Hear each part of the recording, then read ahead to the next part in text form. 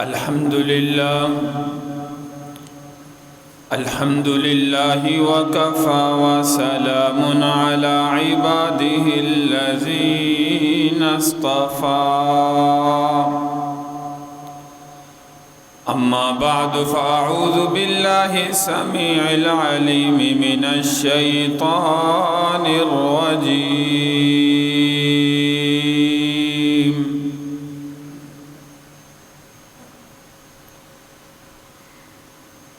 بسم الله وباسم عرش كتاب الله الرحمن الرحيم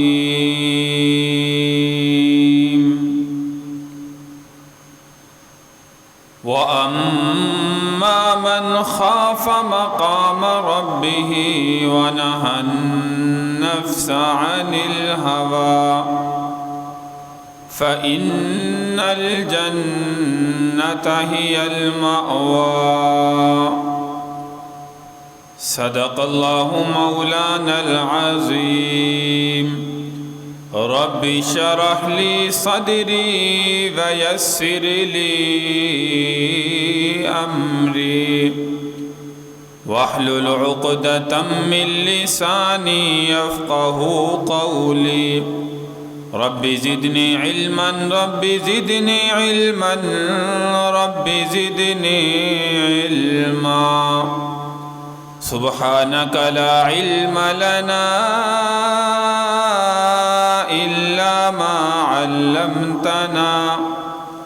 إنك أنت العليم الحكيم يا رب صل وسلم دائما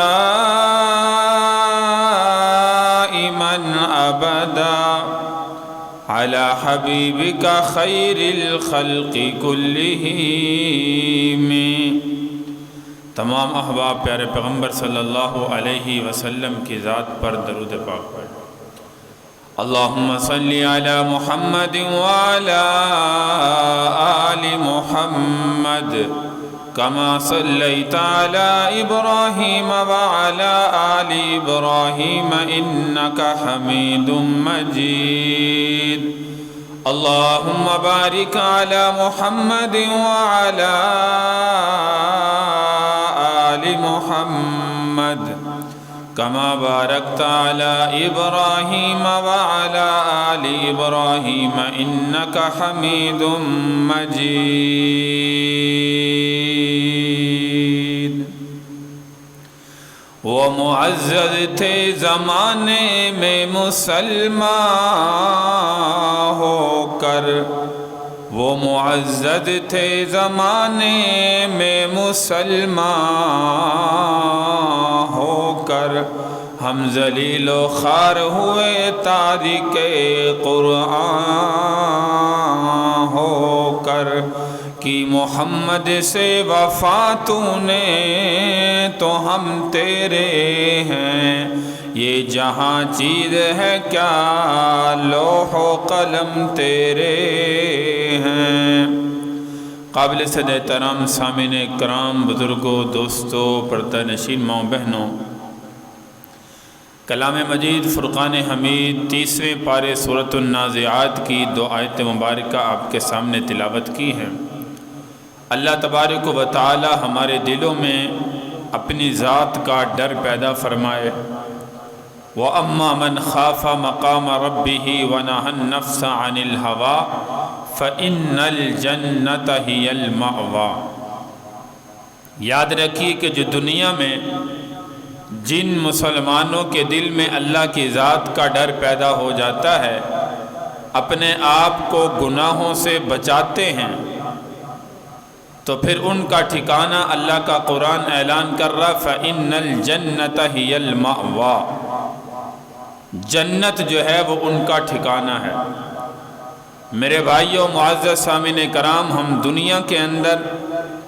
اپنی جنت کو بنانے کے لیے آئے ہیں اپنی آخرت کو بنانے کے لیے آئے ہیں یہ اللہ نے جو چند دن کی زندگی عطا کی ہے یہ صرف اسی لیے ہے کہ مسلمان کس راستے پر چلتا ہے، مسلمان کون سے اعمال کرتا ہے، مسلمان اپنا ٹھکانہ اچھا بناتا ہے یا اپنا ٹھکانہ برا بناتا ہے؟ یہ اللہ تبارک و تعالی نے دنیاوی زندگی ہمیں اسی لیے عطا کی ہے۔ وَبِالْآخِرَةِ هُمْ يُوقِنُونَ، آج جس آخرت کی زندگی پر ہمارا یقین جو ہے وہ پختہ نہیں ہو رہا، فرمایا جو آخرت کی زندگی پر یقین رکھتے ہیں اولئک علی ھدی من ربہم واولئک ھم المفلحون، یہی لوگ ہیں جو اپنے رب کی طرف سے ہدایت پر ہیں، ہدایت یافتہ ہیں، یہی لوگ ہیں جو کامیاب لوگ ہیں، دنیا میں بھی کامیاب، آخرت میں بھی کامیاب۔ اور جب آخرت کی زندگی پر یقین نہیں ہوتا پھر انسان اللہ کے حکموں سے غافل ہو جاتا ہے۔ نماز کا وقت ہوا تو نماز سے غافل، مالدار ہے تو زکوٰۃ سے غافل، صاحب استطاعت ہے تو حج سے غافل، اللہ کے راستے میں خرچ کرنے سے غافل، ان تمام تر عبادات کے اندر حقوق اللہ میں کوتاہی، حقوق العباد میں کوتاہی،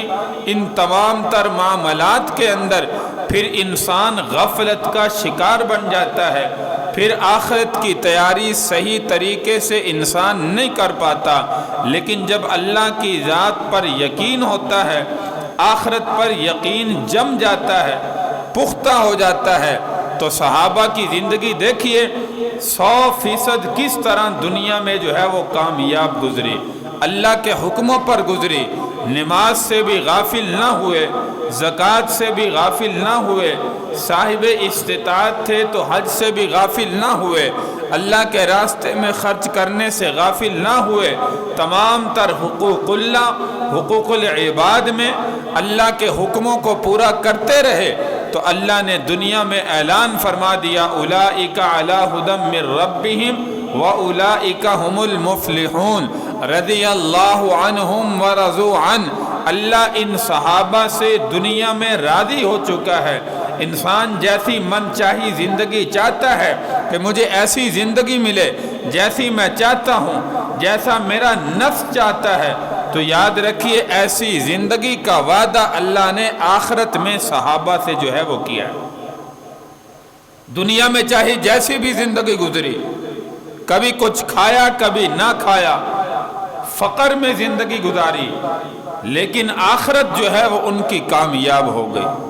کیونکہ دنیا میں اللہ نے اعلان فرما دیے کہ میں ان صحابہ سے دنیا میں راضی ہو چکا ہوں۔ آج میرے بھائی ہمیں بھی حقیقت میں مسلمان بننے کی ضرورت ہے۔ حقیقت میں آج ہم مسلمان نہیں، ہمارا لیول تو ہے کہ ہم مسلمان ہیں، ہم کلمہ پڑھنے والے ہیں، لا الہ الا اللہ محمد الرسول اللہ، لیکن مسلمان بننے کے بعد اللہ کے حکموں سے جو ہے وہ غافل ہو رہے ہیں، اللہ کے حکموں سے دور ہو رہے ہیں۔ یہ کسی نہ کسی طریقے سے میرے بھائی اللہ کے حکم ہمیں 100% اپنانے ہوں گے، پھر ہماری زندگی دنیا اور آخرت کی کامیاب بنے گی۔ صحابہ نے اس دنیا کی زندگی میں حقیقت میں مسلمان اللہ کی ذات کو بن کے دکھایا۔ سلطان محمود غزنوی بڑا نیک پارسا بادشاہ گزرا ہے، فرمایا اس کی خدمت کے اندر ایک دیہاتی نوجوان آ گیا جس کو ہم پینڈو کہتے ہیں، جیسے ہم گاؤں کے اندر رہتے ہیں، دیہات کا رہنے والا آ گیا جس کی تعلیم بھی اتنی نہیں، کوئی تربیت بھی اچھی نہیں، تو چند دن کے اندر اس نے نام اس کا ایاز تھا، اس نے بادشاہ سلطان محمود غزنوی کی ایسی خدمت کی کہ جو پہلے خدمت کرنے والے تھے ان کا مقام جو ہے وہ کم ہو گیا، اور اس نوجوان دیہاتی کا مقام بادشاہ کی نظر میں بڑھ گیا۔ اب جو پہلے خدمت گزار تھے وہ بادشاہ کی خدمت میں حاضر ہوئے، کہنے لگے بادشاہ سلامت، آپ کی نظر جیسے ہمارے پر پہلے تھی اس جیسی نظر آپ کی جو ہے وہ نہیں رہی، آپ کی مہربانیاں ہم پر ویسے نہیں ہوتی جیسے یہ آج کل جو نیا جو نواز آیا ہے، دیہاتی نوجوان آیا ہے، اس پر آپ کی نظر رہتی ہے۔ مہربانی فرمائیں، ہم آپ کی خدمت کرنے والے ہیں، ہم حسب نسب میں اس سے بڑھ کے ہیں، مال و دولت میں اس سے بڑھ کے ہیں، تعلقات میں آپ کے قریب اس سے بڑھ کے ہیں،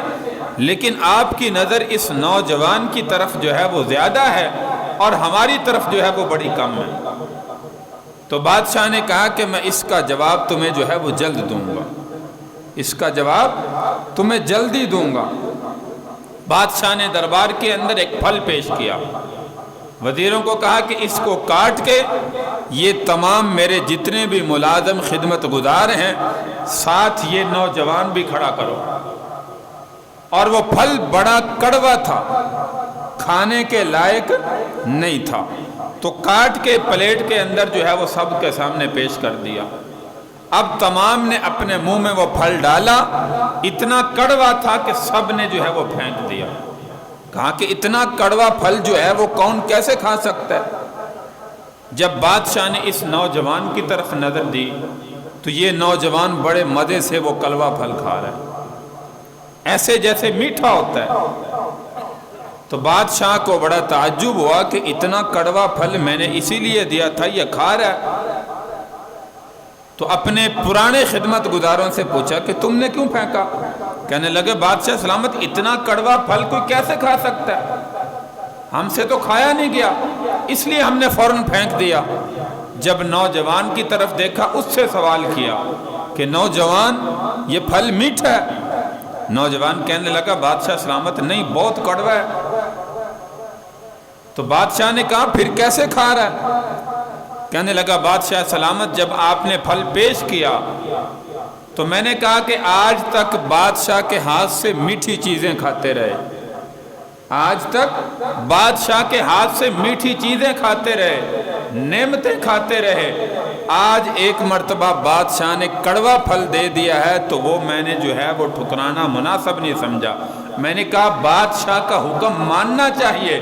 اس لیے میں اس کو جو ہے وہ کھا رہا ہوں۔ تو بادشاہ سلامت نے ان کی طرف دیکھا، کہا تمہیں پتہ چل گیا کہ میں اس نوجوان کی طرف زیادہ متوجہ کیوں ہوں؟ تو میرے بھائی، کبھی زندگی میں اللہ کی طرف سے آزمائش آ جائے، مصیبت آ جائے، پریشانی آ جائے، جیسے یہ سلطان محمود غزنوی نے کڑوا پھل نوجوان کو دیا، وہ مزے سے کھاتا رہا، تو میرے بھائی اپنی پیشانی پر جب اللہ کی طرف سے آزمائش آ جائے کبھی شکوہ نہ کرنا، اس آزمائش پر پورا اترنا اور یہ سمجھنا کہ یہ ہماری اللہ کی طرف سے آزمائش ہے۔ جہاں تک ہم اللہ کی میٹھی نعمتیں استعمال کر رہے ہیں، کبھی آزمائش آ جائے تو اللہ کی ذات پر شکوہ نہ کرنا، اے اللہ تو نے یہ مصیبت میرے لیے رکھی تھی، اے اللہ یہ آزمائش میرے لیے رکھی تھی۔ جیسے یہ نوجوان ایاد بادشاہ کے سامنے سے جب میٹھا پھل کے بجائے کڑوا پھل پیش کیا گیا، کھانے سے اعتراض نہ کیا، میرے بھائی ہمیں بھی اللہ کی نعمتیں استعمال کر کر کے کبھی آزمائش کا لمحہ آ جائے تو ہمیں بھی جو ہے ایسا نہیں کرنا چاہیے۔ ایک دن پھر ایک ایسا واقعہ پیش آیا، سلطان محمود غزنوی نے فرمایا کہ ان تمام کو جو بھی وزیر تھے، مشیر تھے، خدمت کرنے والے تھے، ان کے سامنے ایسا کیا کہ ایک ہیرا پیش کیا اور ایک ساتھ ہتھوڑا دیا، کہا کہ اس ہیرے کو جو ہے وہ توڑنا ہے۔ اب ہیرا آپ جانتے ہیں کہ بڑا قیمتی ہوتا ہے، تو جب ان خدمت گزاروں کے سامنے وہ پیش ہوا تو انہوں نے تو اعتراض کر دیا، کہا اتنا قیمتی ہیرا بادشاہ ہمیں آزمانا چاہتا ہے، اور اس کو توڑنے سے انکار کر دیا۔ لیکن جب نوجوان کے سامنے پیش کیا گیا، اس نے ہتھوڑا مارا اور اس کو جو ہے وہ ٹکڑے ٹکڑے کر دیا۔ بادشاہ نے پھر ان کی طرف دیکھا، کہا کیا ہوا؟ مشیر کہنے لگے جو خدمت گزار تھے کہ آج یہ نوجوان جو بادشاہ کی نظر میں بڑا بنتا ہے، اتنا قیمتی ہیرا، اس گاؤں کے نوجوان، دیہاتی نوجوان کو اتنا نہیں پتا کہ اس کی قیمت کتنی ہے، لیکن بادشاہ نے حکم دیا، اس نے توڑ دیا۔ آج اس کی وقت بادشاہ کی نظر میں کم ہو جائے گی۔ لیکن بادشاہ نے جب دیکھا، ان سے پوچھا کہ تم نے کیوں نہیں توڑا؟ تو یہ خدمت گزار کہنے لگے جی ہم آپ کے وفادار ہیں، غلام ہیں، خادم ہیں، اتنا قیمتی پتھر آپ نے ہمارے سامنے پیش کیا، ہم کیسے توڑ سکتے؟ آپ کا نقصان کبھی نہیں کر سکتے۔ تو جب نوجوان کی طرف دیکھا، اس نے فوراً توڑ دیا، ٹکڑے ٹکڑے کر دیا۔ تو نوجوان سے سوال بادشاہ نے کیا، تو اس نے کہا کہ بادشاہ سلامت، ایک طرف ہیرے کو توڑنے کا حکم تھا اور دوسری طرف بادشاہ کا حکم توڑنا تھا۔ اگر آپ کا حکم نہ مانتا، آپ کا حکم ٹوٹ جاتا، لیکن آپ نے چونکہ حکم دیا تھا، میرے سامنے آپ کی حکم کی تکمیل جو ہے وہ زیادہ تھی، ایسے لاکھ کیا کروڑوں ہیرے میں آپ کے حکم پر قربان کر دوں، اس لیے میں نے فوراً جو ہے وہ ہیرے کو توڑ دیا۔ تو بادشاہ اس کے رویے سے بڑا خوش ہوا، پھر مشیرہ کو کہا کہ دیکھو تم کہتے ہو کہ میری نظر اس کی طرف جو ہے وہ زیادہ کیوں ہے؟ تو اس وجہ سے ہے کہ یہ میرا حکم جو ہے وہ کبھی بھی توڑتا نہیں ہے۔ تو اس لیے میرے بھائی، آج ہم اس ایاز کی طرح جو بادشاہ کا حکم نہیں توڑا، ہیرے کو توڑ دیا، آج ہمیں بھی چاہیے کہ ہم اللہ کے حکم کو کسی حال میں نہ توڑیں، اللہ کے حکم سے غافل نہ ہو، پھر ہی ہماری دونوں جہاں میں کامیابی ہے۔ اگر ہم بھی دنیا میں اللہ کے حکموں کو توڑتے رہے تو یاد رکھیے کہ اللہ کی نظر میں ہم بھی گر جائیں گے، اللہ کی نظر میں ہماری وہ عزت، وہ قدر و قیمت نہیں رہے گی۔ اللہ نے جس چیز کا ہمیں حکم دیا ہے، دنیا میں اللہ کے حکموں کو پورا کرنے کے لیے آج ہم مسلمان آئے ہیں۔ لیکن جو مسلمان اپنے آپ کو مسلمان بھی کہے، ہماری طرح اللہ کے حکم بھی توڑتا رہے، تو پھر میرے بھائی حقیقت میں یہ مسلمان نہیں ہے، اس کا یہ صرف مسلمان کا لیول لگایا۔ تو اس لیے خدا را اللہ کے حکم سے کبھی بھی جو ہے وہ غافل نہ ہو۔ تیسرا واقعہ اس نوجوان کا، وزیروں نے، مشیروں نے، خدمت گزاروں نے دیکھا کہ یہ ایاز نوجوان دیہاتی روزانہ اس نے ایک الماری بنائی ہوئی ہے، روزانہ جاتا ہے، اس کو کھولتا ہے، کافی دیر تک وہاں بیٹھا رہتا ہے اور پھر تالا لگا کے چابی اپنے پاس رکھتا ہے، کسی کو وہ الماری کی طرف دیکھنے بھی نہیں دیتا۔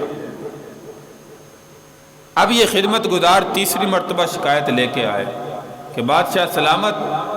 آپ کا جو بڑا وفادار نوجوان ہے، ہمیں لگتا ہے یہ دربار سے کوئی قیمتی چیزیں چرا کے اپنی الماری کے اندر رکھ رہا ہے، چیزیں بادشاہ کی چرا کے قیمتی ہیرے جواہرات یہ اپنی اس الماری میں رکھتا ہے، اگر کوئی اس طرف جائے بھی تو اس کو دیکھنے نہیں دیتا، آپ اس کی الماری کی تلاشی لیں۔ تو بادشاہ نے کہا کہ کوئی بات نہیں، میں ابھی بلوا لیتا ہوں۔ ایاز کو بلایا، کہا کہ نوجوان تیری الماری کے اندر کیا ہے؟ کہا جی کچھ بھی نہیں۔ کہا نہیں، مجھے خبر ملی ہے کہ تو دربار سے چیزیں چراتا ہے اور چرا کے وہاں پہ رکھتا ہے، کسی کو دیکھنے بھی نہیں دیتا، تالا لگا کے رکھتا ہے۔ کہا جی تالا تو لگا کے رکھتا ہوں۔ کہا کہ چابی دو۔ ایاز نے چابی دی، ایک وزیر کو بھیجا کہ جاؤ الماری میں جو کچھ بھی ہے وہ نکال کے میرے سامنے پیش کیا۔ اب وہ وزیر گیا، اس نے تالا کھولا، جب الماری کھولی تو اس میں ایک پرانا لباس اور پرانا جوتا رکھا ہوا تھا، اس کے علاوہ کوئی چیز نہیں تھی۔ اب خدمت گزار کہہ رہے ہیں کہ آج یہ نوجوان پھنسے گا، آج اس کی حقیقت کا پتہ چلے گا بادشاہ کو کہ یہ تو چور انسان ہے، یہ تو دربار سے چوریاں کرتا رہا۔ اب جب وہ پرانا لباس اور جوتا بادشاہ کے سامنے پیش کیا گیا تو وہ دیکھ کے پریشان، حیران، بادشاہ بھی حیران، اس چیز کو چھپا کے رکھتا تھا۔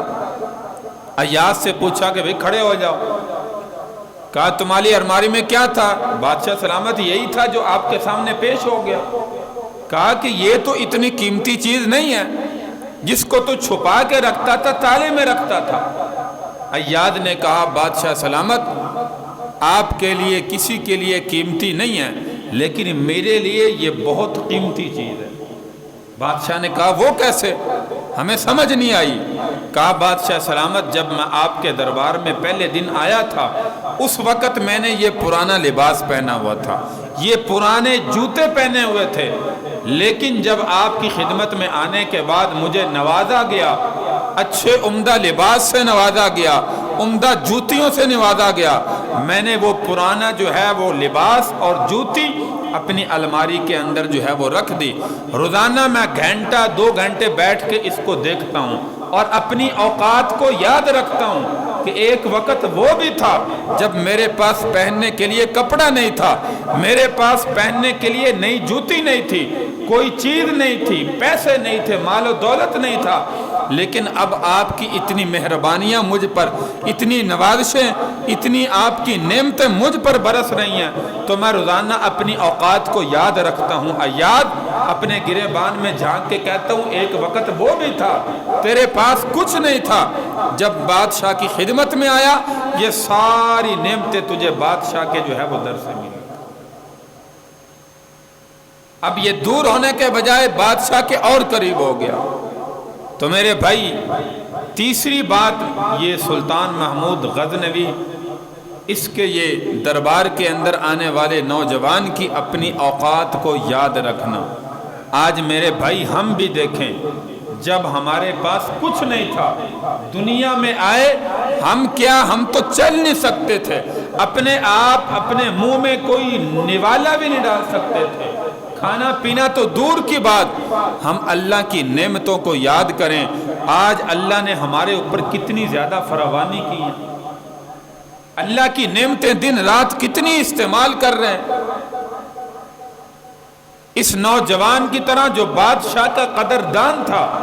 ہمیں بھی اللہ کی نعمتوں کے ملنے پر شکر ادا کرنا چاہیے کہ اللہ تیری ذات کا شکر ہے، ہمارے پاس کچھ نہیں تھا لیکن تو نے اتنی بڑی نعمتوں سے جو ہے وہ آج ہمیں نوازا ہے۔ تو میرے بھائی جتنا زیادہ شکر کریں گے، اللہ کلام مجید میں اعلان فرماتے ہیں لَإِن شَكَرْتُمْ لَأَزِيدَنَّكُمْ وَلَإِن كَفَرْتُمْ إِنَّ عَذَابِي لَشَدِيدٌ، کہ جتنا زیادہ اللہ کی نعمتوں کا شکر ادا کریں گے، یاد رکھیے اللہ نعمتوں میں مزید اضافہ فرماتے ہیں، اور اگر ناشکری کریں گے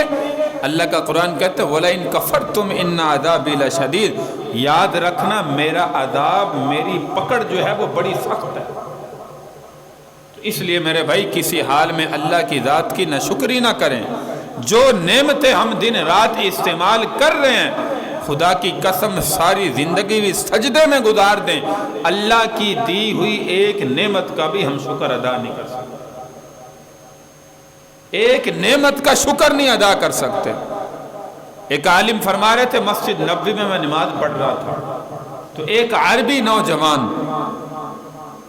وہ نماز پڑھنے کے بعد اللہ کی ذات کا بے حد شکر کر رہا تھا۔ جب میں نے اس کے الفاظ سنے، اس کی طرف دیکھا،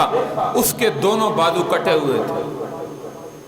بازو جسم پر موجود نہیں تھے۔ تو میں دیکھ کے اتنا پریشان ہوا، میں نے کہا ہمارے پاس بازو بھی ہیں، دن رات اللہ کی نعمتیں بھی استعمال کرتے ہیں، ہر چیز کھاتے ہیں، کوئی کسی چیز کی کمی نہیں ہے، اتنا زیادہ اللہ کی ذات کا شکر ادا نہیں کرتے، اس بندے کے جسم پر بازو بھی نہیں ہے۔ میں نے سوچا کہ یہ اپنے منہ میں نوالا کیسے ڈالتا ہوگا، کھانا کیسے کھاتا ہوگا، پانی بھی پینا ہو تو کیسے پیتا ہوگا، رات کو بستر پر سوتا ہوگا، اگر رضائی کمبل کوئی بھی چیز جسم سے ہٹ گئی تو اس کو اوپر کیسے لیتا ہوگا۔ یہ نماز پڑھ رہا ہے، اللہ کی ذات کا شکر ادا کر رہا ہے، یہ وضو کیسے کرتا ہوگا، اس کے تو دونوں بازو نہیں ہیں۔ تو اتنی زیادہ یہ خاص کر نعمتوں سے محروم بھی ہے، لیکن پھر بھی اللہ کے گھر میں بیٹھ کے اللہ کی ذات کا شکر ادا کر رہا ہے۔ وہ عالم کہتے ہیں مجھے رونا آ گیا، آنکھوں سے آنسو آ گئے، ہم دن رات اللہ کی نعمتیں استعمال کر رہے ہیں، کھا بھی رہے ہیں، پی بھی رہے ہیں، کئی وقت میں کھا رہے ہیں، پھر بھی اللہ کی نافرمانی پر تلے ہوئے ہیں، پھر بھی گناہ کی طرف ہمارا قدم کیسے چل جاتا ہے۔ تو اس لیے میرے بھائی اللہ کی ذات کی نعمتیں جو اللہ نے ہمارے اوپر وافر عطا کی ہیں، کلام مجید میں اللہ فرماتے ہیں وَإِن تَعُدُّوا نِعْمَةَ اللَّهِ لَا تُحْصُوهَا، میری نعمتوں کو اے انسانوں شمار بھی کرنا چاہو تو میں نہیں کر سکتا۔ اور واقعی خدا کی قسم جو اللہ کی ہمارے اوپر نعمتیں ہیں، آج جس چیز کے انسان کو قدر و قیمت کا پتہ نہیں نا، جس انسان کے پاس آنکھیں نہیں ہیں، اس سے پوچھو اگر یہ تمہارے پاس آنکھیں تمہیں مل جائے،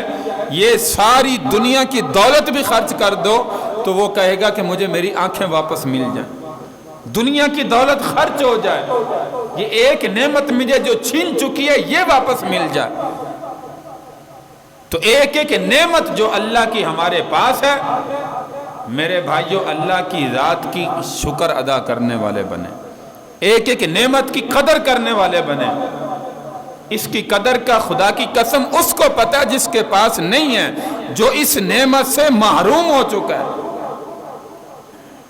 ہمارے پاس ہر نعمت موجود ہے، اس لیے ہم کہتے ہیں جی بس ٹھیک ہے، جیسی زندگی گزر رہی ہے، کبھی نماز پڑھی کبھی نہ پڑھی، زکوٰۃ دی نہ دی، جو اعمال میں کمزوری رہ گئی ٹھیک ہے جی، ہم کہتے ہیں بس اللہ تعالیٰ جو ہے وہ کبھی توفیق دے گا تو کر لیں گے۔ نہیں میرے بھائی، جو نعمتیں اللہ نے دنیا میں دی ہیں، حقیقت میں مسلمان بنیں، اللہ کی ذات کا شکر ادا کرنے والے بنیں، جھوٹ سے اپنے آپ کو بچائیں، دھوکے سے اپنے آپ کو بچائیں، فراڈ سے اپنے آپ کو بچائیں، سود کے کاروبار سے بچنے کی کوشش کریں۔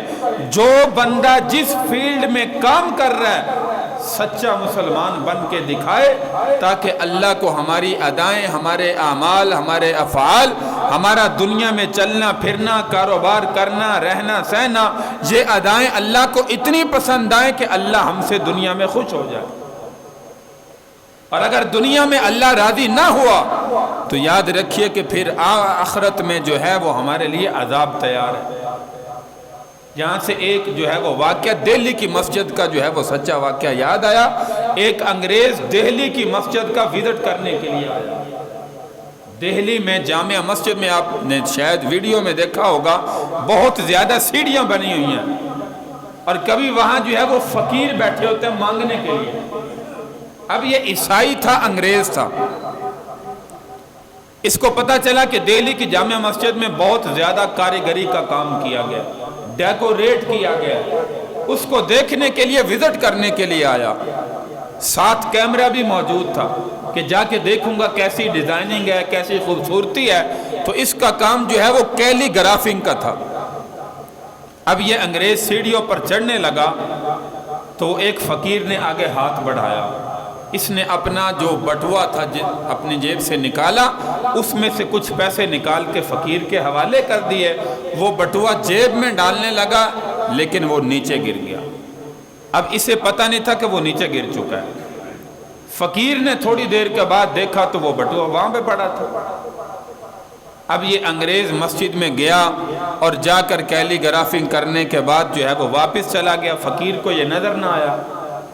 گھر میں گیا، بیوی کو بتلایا کہ میں مسجد میں دیکھ کے آیا ہوں، بہت زیادہ خوبصورتی ہے، تصویریں پکچر جو ہے وہ اس کو دکھائی۔ تو بیوی کا بھی کام وہی تھا جو خامد کا تھا، کیلی گرافی کا، پکچر لینے کا۔ تو اس نے کہا کہ آئندہ جب جاؤ تو مجھے بھی لے کر جانا، میں بھی وہاں پر جا کر جو ہے وہ پکچر مسجد کی جو ہے وہ لے کر آؤں۔ اس نے کہا ٹھیک ہے، لیکن جب سونے لگا تو اپنا بٹوا جیب میں دیکھا تو بٹوا موجود نہیں تھا۔ اب یہ خیر سوچتا رہا کہ میرے پیسے، میرا بٹوا کہاں پہ گرا ہے، تو خیر اس کو یاد نہ آیا۔ چند دن کے بعد جب دوبارہ اپنی بیوی کے ساتھ گیا، پھر سیڑھیاں چڑھنے لگا تو وہی فقیر جس کو اس دن پہلے پیسے دیے تھے، وہ دور سے جب دیکھا تو وہ دوڑتا ہوا آیا۔ اس نے کہا کہ یہ تو وہی فقیر ہے، شاید یہ آج پھر پیسے مانگنے کے لیے آ رہا ہے۔ اس نے جب میرا چہرہ دیکھا تو پتہ چل گیا ہوگا کہ شاید یہ آج مجھے پھر کچھ دے دے۔ لیکن جب فقیر قریب آیا تو اس نے کہا جی یہ آپ کا بٹوا جو ہے وہ یہاں پہ رہ گیا تھا، گر گیا تھا، اس دن آپ مجھے نظر نہیں آئے، میں نے آپ کو کافی تلاش کیا، یہ آپ کا بٹوا ہے، میرے پاس امانت کے طور پر تھا، اپنا بٹوا لے لیں۔ اب اس انگریز نے بٹوے کو کھولا، جتنے پیسے موجود تھے ویسے کے ویسے پیسے موجود تھے، کارڈ تھا وہ بھی موجود تھا، کچھ اور کاغذات تھے وہ بھی موجود تھے۔ اب یہ بڑا پریشان ہوا، اس نے کہا کہ تمہارا کام تو پیسے مانگنا ہے، اور اس میں پیسے موجود تھے، تم رکھنا چاہتے تو رکھ سکتے تھے، اتنے دن میری امانت سنبھال کے رکھی ہوئی تھی۔ اس فقیر نے کہا کہ پہلے تو میرا دل چاہا تھا، میں یہ پیسے نکال کے رکھنے لگا تھا، لیکن پھر میں نے سوچا کہ تو محمد الرسول اللہ صلی اللہ علیہ وسلم کا امتی ہے، اور یہ جس کا بٹوا گرا ہے وہ عیسیٰ علیہ السلام کا ماننے والا ہے، انگریز ہے، عیسائی ہے۔ اگر کل کو آخرت میں عیسیٰ علیہ السلام ہمارے نبی محمد الرسول اللہ صلی اللہ علیہ وسلم کے پاس شکایت لے کر آ گئے کہ تیرے امتی نے میرے امتی کی چوری کی تھی، بٹوا ملا تھا، پیسے رکھ لیے، تو آخرت میں میری شکایت جب میرے محبوب کے سامنے لگے گی تو میری بخشش تو ممکن نہیں ہے، میں تو جہنم میں چلا گیا۔ تو میں نے اس ڈر سے کہ آخرت میں اللہ کے نبی کو اپنا چہرہ کیسے دکھا سکوں گا، حالانکہ پیشے کا ہوں میں فقیر، پیسے مانگنا میرا کام ہے، لیکن اس ڈر کی وجہ سے میں نے یہ بٹوا اپنے پاس جو ہے وہ نہیں رکھا، آپ کو تلاش کرتا رہا، آپ کی امانت تھی، یہ آپ کے سپرد جو ہے وہ میں نے کر دی۔ تو عیسائی اسی وقت جو ہے وہ فوراً کہنے لگا، میں بھی اللہ کو گواہ بناتا ہوں، ابھی فی الفور کلمہ پڑھتا ہوں، اشہد ان لا الہ الا اللہ و اشہد ان محمدن عبدہ و رسولہ، آج کے بعد میں بھی جو ہے وہ مسلمان ہوں۔ تو میرے بھائی ایسے بھی مسلمان اس دنیا کے اندر جو ہے وہ موجود ہیں، آج ہمیں بھی حقیقت میں ایسا مسلمان بننے کی ضرورت ہے۔ ہمارا لیبل تو ہے لا الہ الا اللہ محمد الرسول اللہ، لیکن میں اکثر کہتا ہوں ہمارے اندر وہ اعمال جو ہے وہ آج مردہ ہو چکے ہیں، زندہ نہیں ہیں۔ ہمیں آج اپنے اندر مسلمانوں والے اعمال زندہ کرنے کی ضرورت ہے، مسلمانوں والے اعمال لانے کی ضرورت ہے کہ ہمارا ایک ایک عمل غیر بھی دیکھ کے کلمہ پڑھنے پر مجبور ہو جائے، اس کو حقیقت میں مسلمان کہتے ہیں۔ تو اس لیے میرے بھائی حقیقت میں مسلمان بننے کی جو ہے وہ کوشش کریں، غیروں کے افعال و اعمال کو اپنانے کی کوشش نہ کریں۔ آج وہی عادات جو غیروں کی ہیں، منافقین کی ہیں، کفار کی ہیں، آج ہمارے مسلمانوں کے اندر جو ہے وہ پائی جاتی ہے۔ مسلمان تو میرے بھائی ان اعمال سے دور رہتا ہے، جھوٹ سے اپنے آپ کو بچاتا ہے، چوری سے اپنے آپ کو بچاتا ہے، فراڈ سے اپنے آپ کو بچاتا ہے، سود سے اپنے آپ کو بچاتا ہے، زنا سے اپنے آپ کو بچانے والا ہے، شراب سے اپنے آپ کو بچانے والا ہے، غلط کاری سے اپنے آپ کو بچانے والا ہے۔ لیکن آج کا مسلمان ان تمام تر اعمال میں کیسے آ گیا؟ اور یہ سارے اعمال ملیں گے آج مسلمانوں کے اندر ملیں گے، ہمارے اندر ملیں گے۔ اس لیے میرے بھائی مجھے بھی آپ کو بھی یہ نہیں کہ میں اپنے آپ کو نعوذ باللہ جو ہے وہ بالکل صاف کہہ رہا ہوں، دودھ کا دھلا ہوا کہہ رہا ہوں، ہم سب کے اندر جو ہے یہ ناکامی ہے،